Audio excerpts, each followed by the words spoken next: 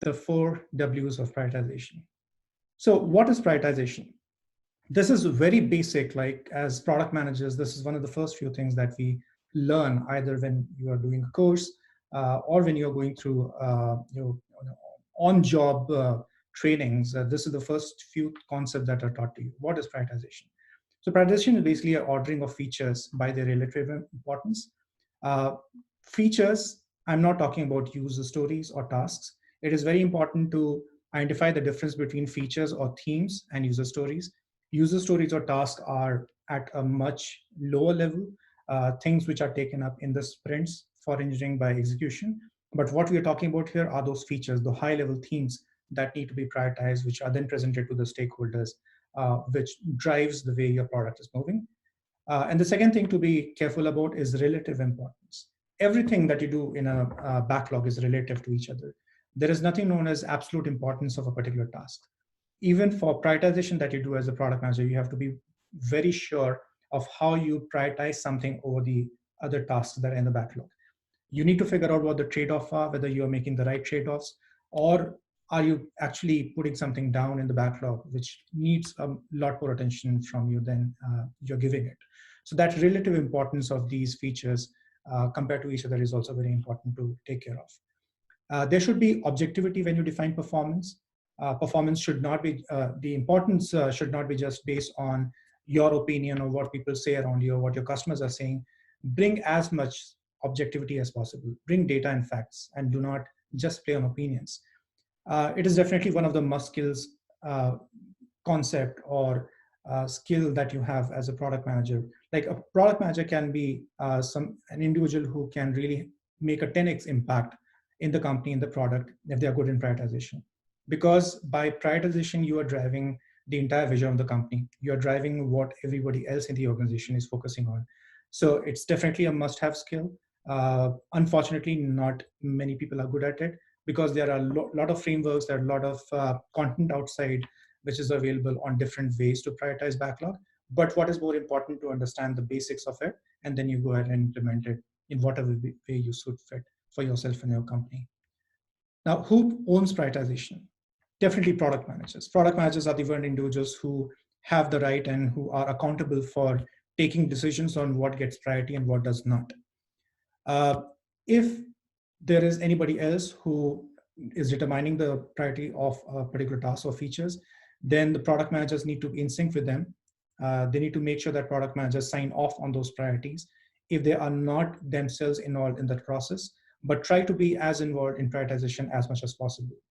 The reason is that as a product manager, you determine how your product is moving. What are the different themes or the focus areas in the product?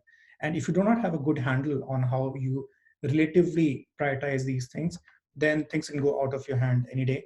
And then because you are accountable for the performance and the state of the product, you need to go back and answer to your management on how things kind of went haywire. So make sure that you have a very good handle on prioritization, drive prioritization as much as possible. And feature ideas or requests can come from anywhere, right? It can come from different stakeholders, external, internal, from sales, from customers.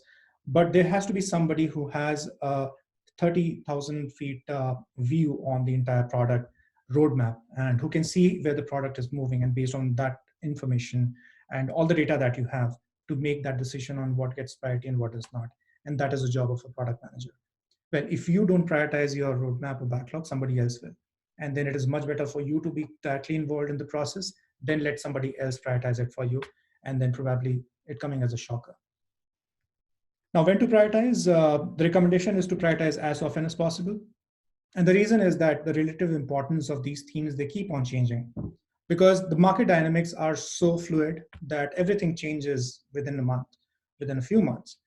Your competitors are changing, the way your customers use your products, that is changing. There is new technology coming up every now and then. So all the features that are already in your backlog, they become stale very, very quickly. So you have to make sure that if you prioritize your backlog once, you do not keep it that way. You revisit that, and then you see whether your backlog still needs some rethinking and if the relative importance of these tasks need to change. It is recommended that you do it at least once per planning cycle. Now, what is planning cycle? Every company plans their product roadmap at least on a quarterly basis or biannually or a annually basis. So you make sure that you are also acting and prioritizing your backlog, aligning those planning cycles. You should do it as often as possible, as frequently as possible, but at least do it once per planning cycle. So, for example, your executives get together and they plan for, let's say, 6 months. Make sure that you are revisiting your roadmap and you are prioritizing the roadmap every 6 months after the exercise happens. But I would recommend to do it as often as you can. Now, why to prioritize? It kind of makes sense, right? Because you do not have finite resources, and you don't have infinite resources, and you do not have unlimited time to build these features. So, as a product manager, you're given a team of engineers, you're given a team of marketing, sales, customer support, content writers. You need to make sure that you're optimally using that resource that is given to you. It also ensures that whatever priority is being taken, it is aligned with organization goals, because that is the top responsibility of a product manager. It also aligns that your roadmap represents the true product strategy, that you are not diverting from the product strategy of your company. And one of the most important reasons why product managers are said to be accountable for prioritization, right prioritization, is because everybody looks at the product manager in terms of where the product is moving. Product managers are people who take the decision on where the product kind of moves ahead in terms of pivoting to a different product area, or kind of moving to a particular different scale in terms of 10x growth, whether you want to focus on revenue generation, user acquisition, whether you want to kind of shut down a product. So all of these decisions, something that product managers have to take. And for that, it is very important that you are clear with your prioritization philosophy, and then you implement it in the roadmap, and all the stakeholders are aligned on that. Now, when we have a good understanding of prioritization, it is also important to know what prioritization is not. And these are some of the common mistakes that most of us do. Uh, Jira items sorted by story points is not prioritization. Story points does not tell you when, how, and where a particular task should lie in the order of priority. So never sort any Jira task or any feature that you have in the backlog just by story points. Top voted Jira items are not a list of priority as well. Anyone in the company can vote on Jira items. Probably you are not taking feedback or inputs from your customers. Probably there are a couple of sales folks who are looking at some of the features that their customers have been looking for. It's not necessary that it really needs to be productized at the priority if you just look at the top voted items. Low hanging fruits, it's a very common term that you hear.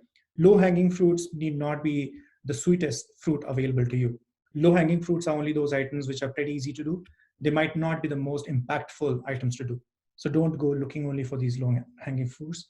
Also, most recently requested features. Some people think that recency is what determines the priority. That's not the case. The recent requests that you get from customers, although they might have some sense of urgency from the customers, they might not be important for everybody who's using a product. So just not go ahead and prioritize everything that you have got as terms of request recently, and then ask the engineering to do so. You need to make sure that you are putting the right thought, bringing the right data, right facts to all of these, and then decide whether something really deserves to be a high priority item or not.